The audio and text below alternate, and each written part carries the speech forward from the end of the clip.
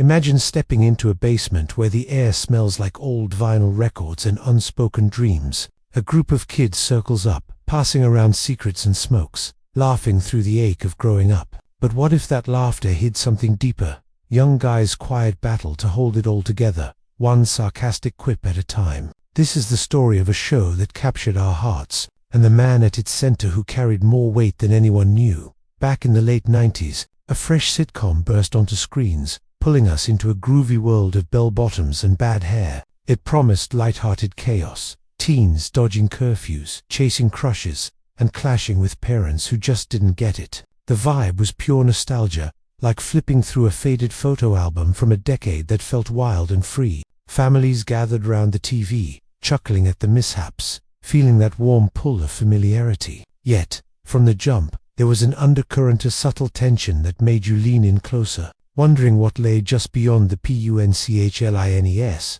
At the heart of it all sat a lanky, quick-witted kid named Eric, the glue keeping his ragtag crew from falling apart. He was the one with the eye rolls and the perfect comeback, but his eyes always hinted at something more fragile underneath. The guy bringing him to life, a total unknown, fresh out of high school, thrust into the spotlight without a map. Picture this, a teenager from a quiet prep school, messing around in a class production, when a scout spots that raw spark. Next thing he knows, he's reading lines for a network gig, heart pounding like a bass drum in a rock anthem. Landing the part flipped his world upside down. Overnight, he was juggling scripts, spotlights, and the kind of pressure that could crush a lesser soul. But he dove in, pouring his own awkward charm into Eric, turning a scripted role into something that felt achingly real. The creators had nailed the blueprint from the start. They dreamed up a tale rooted in the heartland, a sleepy Wisconsin town where ordinary streets hid the thrill of first loves and family feuds. It kicked off in the sweltering summer of '76, stretching through disco fever and economic blues,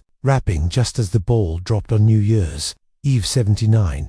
Every episode dripped with the era's pulse, killer tracks blasting from car radios, outfits that screamed rebellion, and lingo that had you grinning at the screen. The basement became our sacred space, that dim-lit haven where the circle formed, and for a fleeting moment, the world's weight lifted. Eric's crew orbited around him, the dimpled dreamer, the brooding rebel, the sharp-tongued princess, and the wide-eyed outsider. Their banter flowed like a well-worn mixtape, easy and electric. Eric wasn't just funny, he was us, the sci-fi geek burying doubts in comic books, the son tiptoeing around a dad's iron-fisted expectations, his romance with the girl next door. It was the show's beating heart-ender, messy, full of those what-if glances that make your chest tighten. Fans devoured it, week after week, as the seasons stacked up to nearly 200 episodes. Ratings soared, awards trickled in, and suddenly, this little experiment felt like a cultural touchstone. But hold on, because, as the laughter echoed louder, shadows started creeping in. What happens when the kid holding the circle together feels like he's unraveling at the seams? Fast forward a few years, and the basement didn't feel quite the same. Whispers turned to headlines. The anchor was slipping away. After 7 seasons of carrying the emotional load, our leading man announced he was out, not just for a breather, but for good. Eric's goodbye came wrapped in a plot twist about chasing dreams overseas. But off-camera, it hit like a gut punch. The crew he'd joked with, fought for, loved through screen and script, they'd have to circle without him. Fans reeled, tuning in to see how the show would stitch itself back together. And just when the dust seemed to settle, another blow. The lovable goofball, the one whose wide grins lit up every frame, followed suit. He dipped out too, popping in for cameos like a ghost of good times past. The team scrambled, tossing in a fresh face to fill the void, a chill newcomer with quips of his own. On paper, it made sense. Keep the energy humming, the laughs rolling. But hearts don't rewrite that. Viewers felt the shift, that nagging sense of something missing, like a favorite song skipping its chorus. Inside the cast, bonds frayed too. Some welcomed the change with open arms. Others huddled in quiet corners, mourning the spark that had ignited it all. Why walk away from a sure thing? For our star, it wasn't about ego or greener pastures alone. Fame had wrapped around him like a too tight jacket, suffocating, relentless. He'd signed on as a wide-eyed kid, but now, every red carpet and interview chipped away at the quiet life he craved. Interviews later revealed the toll, the isolation creeping in, The way he'd skipped the after-parties, burying himself in scripts instead of small talk. He needed air, space to breathe beyond the basement walls. And as the final season limped forward, the stakes climbed higher. Could a show built on unbreakable friendships survive without its soul? The answer hung in the air, teasing us through awkward episodes and forced grins. But the real heartbreak, it wasn't on set, was in the lives flickering just out of frame, where the 70s glow gave way to raw, unrelenting reality. If this story touches your heart, please share it with someone who needs a reminder that even in the funkiest times, we're all just trying to find our way. Those cracks didn't stop at casting they spiderwebbed into personal storms that no amount of ad-libs could weather. Take the wild older sister, the one with the sly wink and troublemaker edge. She lit up early episodes like a firecracker, but her spark dimmed off screen, drowned in battles with addiction that clawed deeper each year. Arrests piled up, roles dried out, and by the end, Rahab became her last stand. She slipped away too soon, at 43, a quiet exit that left fans staring at old reruns in disbelief. How does someone who made mischief look so alive fade like that? Her replacement stepped in seamlessly on air, but the ghost lingered. A poignant what dash could dash have dash been dot. Then there was the free-spirited mom, Donna's quirky guide through life's tangles. Midway through, she bowed out not for drama,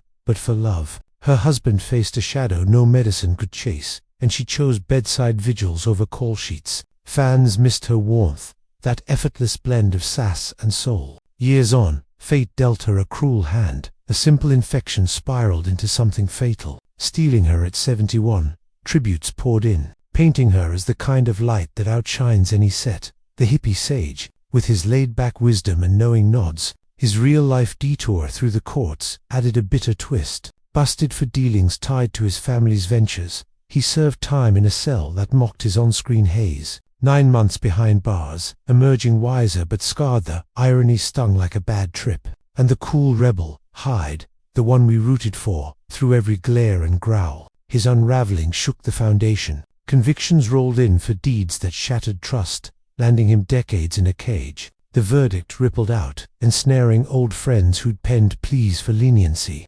Their words twisted into shields for the wrong side. Backlash roared. How could the golden couple of feel-good flicks stand by that? Our original star stayed clear, his early distance now a shield, sparing him the firestorm. Even the exotic exchange student, Fez, with his goofy charm and endless curiosity, his past caught up in whispers of uneven romances. Pairings that raised eyebrows in retrospect. The ladylike firecracker, Jackie, she joined at 14, a prodigy navigating grown-up scenes with poise that masked the unease. Looking back, it sparks tough talks about protecting the young in Tinseltown's glare. And the writing, Fez's punchlines often leaned on otherness jabs. Jackie's arcs flirted with shallow trope stuff that landed easy then, but lands heavy now. Red's bootcamp parenting, all threats and barbs. Hilarious in the moment, but it stirs debates on what tough love really costs. The finale rushed in like a half-baked goodbye. Timelines bending like fever dreams. Diversity a glaring blank spot in that Midwest mirror. Through it all, our quiet hero watched from the edges. His choice to fade back a quiet act of self-preservation. But what if I told you Eric's story held even more? Layers fans skimmed right over, hints of a soul wrestling demons in plain sight. Stick with me, hidden depths might just reframe everything you thought you knew. Eric's room was a sanctuary of sorts. Walls plastered with starships and heroes from worlds beyond Point Place. Those props weren't filler. They whispered his longing to blast off from small-town gravity, to matter in a cosmos bigger than his dad's garage. He'd mutter to himself in those late-night voiceovers, peeling back the sarcasm to probe life's big riddles. Why chase dreams when fear whispers louder? Why love when loss lurks? It was his way of screaming silently, masking vulnerability with a grin that fooled everyone but us. That push-pull with his old man, it cut deepest. Red's gravelly commands demanded, armor swallow the hurt, stand tall, never crack. Eric bent under it, shrinking into quips that deflected like force fields. But peel it back, and you see the war. A kid born in pieces afterglow, clashing with a vet's unyielding code. Sarcasm became his armor, yes, but also his cage, hiding the terror of failing, of echoing his father's lockjaw regrets. With Donna though, cracks formed. Her steady fire coaxed him out, urging bolder steps, fiercer loves. He evolved, inch by inch, from sideline snarker to someone staking claims, boarding that plane to Africa as